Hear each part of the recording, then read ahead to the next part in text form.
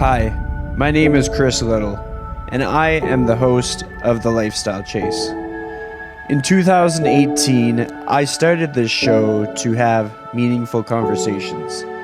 I've interviewed over 100 different people, both in and out of the fitness industry. This podcast is something I'm incredibly proud of. Welcome to Season 4. Thanks for joining me.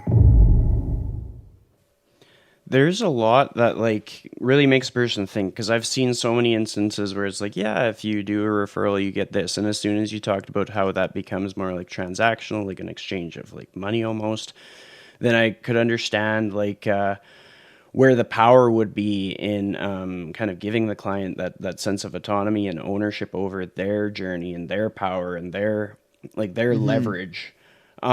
With that being said, I've also experienced a great sense of power in showcasing the strengths of others, which has been very clearly represented for you with PTDC when you're featuring everybody else's articles and podcasts and social media posts, and now even with your increased attention on Instagram, where I've seen the tremendous growth in your following. Oftentimes, you're featuring posts of the week kind of thing. What have you found that has been most effective with showcasing other people's strengths, and what led to that trend for you? You're talking about just like showcasing other professionals and stuff like that? It can be professionals, or it can even just be in your life when you've just found that you've been able to speak highly of other people instead of just speaking negatively kind of thing. Yeah, I mean, defaulting to kindness and never resisting the urge to give somebody a compliment, or never resisting the urge to say something or do something nice for somebody, I think is just so important. Like, it's so easy to jump on somebody or something when they do something that you decide is not the right thing to do based off of a tiny little snippet on their social media. This person is wrong, I'm right. And it's so easy to jump on it, right? We kind of naturally default to conflict. It's kind of like a behavioral psychology protective mechanism. But really, how many times has somebody come out of their way and be like, hey, I caught you. I caught something you did. That was pretty good. That was good there, what you did. I caught it. Didn't even know that person was watching, but holy shit, that person is now risen in your book.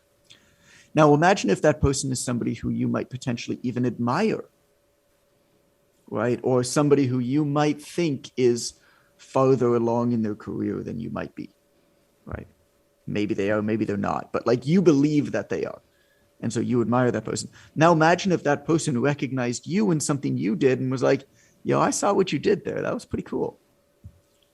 That's pretty impactful, isn't it? Mm-hmm. And that's going to stick with you. And so I've always believed very strongly that my success is going to be completely dependent on how successful I can make other people over the years. And part of that is basically being a talent scout. Like, are there indications early on amongst people, particularly who work in health and fitness, because that's my career, that somebody is just good shit? Like they're just doing stuff the right way for the right reasons. And what they're doing right now might not work, but odds are they're going to find something that's going to work really well at one point. And I look for those indications. And so the perfect example is this podcast. Like, if anybody listening to this gets value from it, I'm ecstatic. But the honest truth, Chris, I'm doing this to talk to you. Like, I want to get to know you better. Because the sheer fact that you have a podcast is an indication to me that you're the type of person who's more serious about what you do. You're resourceful. You're going out of your way to go above and beyond in some way that serves your clients and that's going to serve your career moving forward. Whether or not, I didn't even look. I didn't know you had done 200 shows, because the reality of it is, I don't care. I don't care if this is your first show. I don't care if this is your 1,000th show. The fact that you have a podcast is an indicator to me that you're somebody who's probably going to do some good shit at some point in your career. Maybe it's this podcast. Maybe not. I don't really know. And so I'm constantly looking for stuff like that, because You're only as successful as the people that you help come up with you. There's great, like, there's really interesting examples to that. I mean, you look at some of the most successful and profitable ecosystems in the world out there. For example, like WordPress by Automatic, powers a huge amount of the web. Something like 85% of the revenue that WordPress makes goes to companies outside of WordPress. Basically, companies that are profiting off of the ecosystem that WordPress has made. There's a lot of examples like that. And it's actually really, really powerful when you think about it.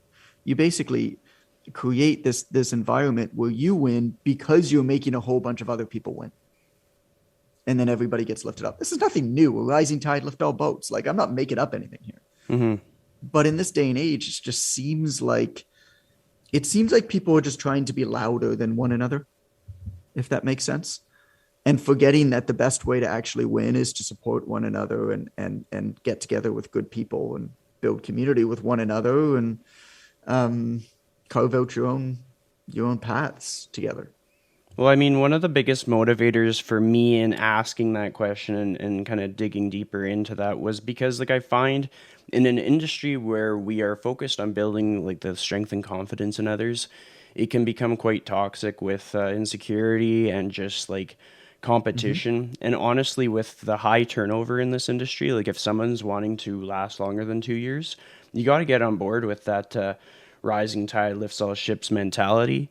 And you got to be willing to be able to see what other people are good at and just like get loud with it, like showcase other people. Like, it's not going to take away from your business. So I think, like, if I could emphasize anything, it would be that. And a cool thing was, as I heard you on Andrew's show, you were talking about the whole, like, if you're seeing someone putting an effort towards a podcast, you can Yeah. foresee how they would do big things in their career because it's showing that consistency. And that's honestly what motivated me to reach out to you. Like, I mean, Oh, I cool. knew your schedule was busy, but I was like, okay, no, that's the sign I needed. I'm like, let's go. Like, I've interviewed so many people, I'm surprised I haven't asked yet, but that was definitely what inspired me.